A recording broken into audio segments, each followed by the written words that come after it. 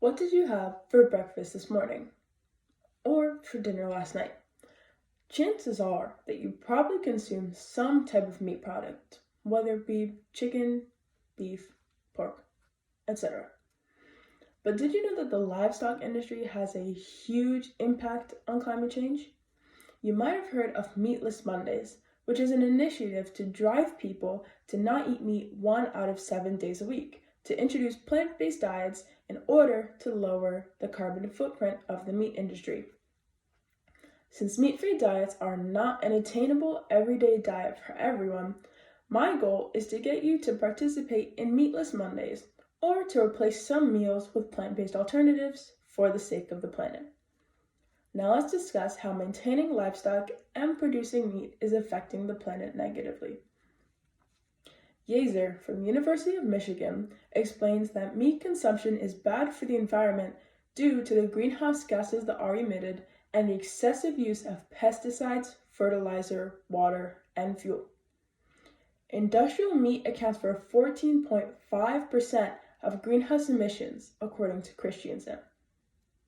Now, of course, eating meat itself is not killing the planet.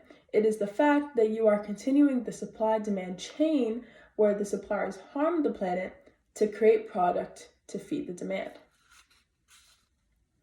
According to Peterson Farm Brothers, a majority of meat is manufactured in large industrial farms, which are farms that house over 1,000 livestock or span over 1,000+ acres of land. Now, where in the world is there 1,000+ acres of unused, flat, treeless land? The answer is nowhere.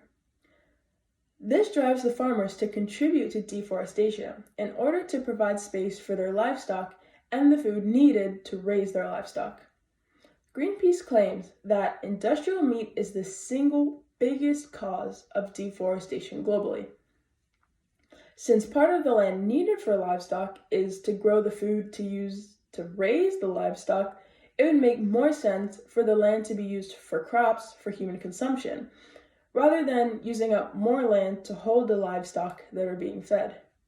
Farm to table, not farm to animal to table. Now, let's get into how the meat industry wastes water. Now, we all know that the earth is covered in approximately 70% of water, and water is used and wasted in plenty of activities like cooking, cleaning, and recreation. However, according to PETA, half of the water used in the US is used for raising livestock for consumption. To produce 1 pound of meat, over 2,400 gallons of water are used. So in theory, cutting out a pound of meat from your diet would save 2,400 gallons of water. Now, after all this talk of how bad meat production is, how should you go about changing your diet in order to benefit the environment? As previously stated, there's an initiative called Meatless Mondays, which is used by businesses and families in over 40 countries and was recently introduced in all public schools in New York City, according to the Monday campaigns. Of course, you can opt to have a meat-free meal any day of the week, or even just a meat-free deal in your day. Easy meat replacements are items such as legumes, tofu, lentils, mushrooms, and many other things. The internet is a wonderful place where there's an abundance of recipes for breakfast, lunch, dinners, and snacks. So why not try one that doesn't include meat? Meat replacements are even becoming popular in the fast food industry, like the Impossible Whopper at Burger King or the Soflitas at Chipotle. So even an on-the-go fast food meal can be meat-free. According to Greca, individuals who show more empathy for animals actually find switching to plant-based diets easier than those who believe in human superiority. One concern that many people have with plant-based diets is getting nutrients like protein, but eating a diet with a mixture of plant-based meals and meat-based meals should prove no problems with protein intake. But if there's still a concern, most meat-eating Americans don't even reach the daily goal for protein intake that they worry so much over when it comes to plant-based meals. And even Many meat alternatives have a lot of protein, like chickpeas, which have 8.9 grams of protein per 100 grams. Now, another major concern with plant-based diets is the cost. Adopting a vegetarian or a vegan lifestyle gets incredibly pricey, especially for a college student. But as stated previously, my goal is to get you to aim for an alternative meal once a week or however often that you're comfortable with.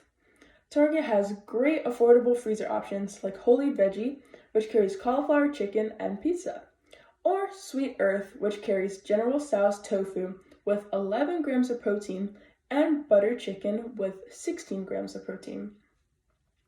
Overall, everyone on Earth, or even in the United States, becoming a vegetarian or vegan is not an attainable goal in the near future.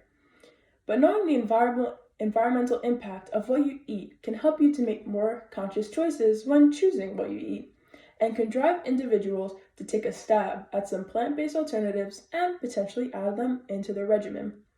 So next time you find yourself getting fast food on your lunch break, in the grocery aisle, or looking up recipes for dinner, why not try out a plant-based alternative to help slow climate change?